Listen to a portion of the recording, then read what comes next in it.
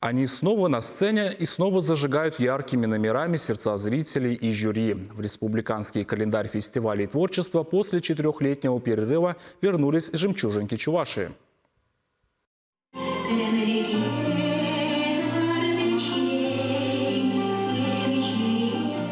Возродить конкурс с 17-летней историей решилась Хракасинская детская школа искусств. Инициативу поддержал Союз женщин Чувашии и творческий центр Юрия Энтина. Планирует вернуться и другой организатор. В прошлом году, когда мы встречались с основателем Сергеем Бревсом, у нас даже был разговор, что город Москва примет участие в том, чтобы возродить этот конкурс. Ну, получается, видимо, кто-то нас услышал свыше, и вот фестиваль в этом году прошел. А я хочу заверить, что мы в следующем конкурсе мы тоже станем партнерами, не только своим присутствием, но и другими способами как-то поучаствуем. По традиции отборочный тур проходил в каждом районе. Всего было подано 80 заявок, но в финал прошли только 25 участников. Кристина Табаева и ее подруги из ансамбля «Тайна» Янтиковского района перед финалом много репетировали, тщательно продумывали свой номер. Несмотря на то, что коллектив неоднократно принимал участие в различных конкурсах даже за пределами республики, на эту сцену выходили с волнением.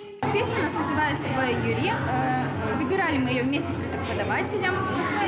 Она о весне, о погоде, о птицах. Ребята выступали в 3 номинациях – вокал, хореография и музыка. По условиям конкурса один из номеров был с национальным колоритом, другой – из репертуара Юрия Энтина. Победителей по традиции ждут в Москве на фестивале «Чунга-Чанга». Можно стать и участником съемок спектакля в интерактивном детском музыкальном театре поэта-песенника. Скажем честно, мы на жемчужинок охотимся. Мы понимаем, что они несут не только качество вокала, но и высокую сценическую культуру. Они всегда красивы, подтянуты. Вот вы разительны и понимают, что они поют. При том, что мы любим, когда они поют и на чувашском языке, и на русском, песни Энтина. Потому что они доносят смысл, доносят некий настрой, и это все одухотворяют. Фестиваль завершен, но организаторы твердо намерены провести новый уже в следующем году, чтобы славные традиции конкурса имели не менее славное продолжение. История очень красивая, интересная, богатая. Есть чем гордиться. Это и 2013 год, когда Настя Егоркина из поселка Кугесия заняла 8-е место в детском Евровидении.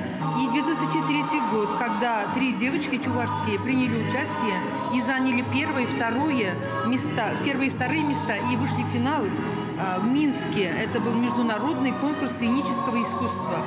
Пока же покорять московскую сцену на конкурсе «Чунга-Чанга» отправятся Дарья Маранькова из Козловского района, Дмитрий Никифоров из Чебоксарского района и обладательница гран-при фестиваля «Жемчужинки Чувашии» Анастасия Кириллова из Чебоксар. Светлана Позднякова, Анна Лобанова, Екатерина Фомина, Святослав Петров. Вести Чувашия.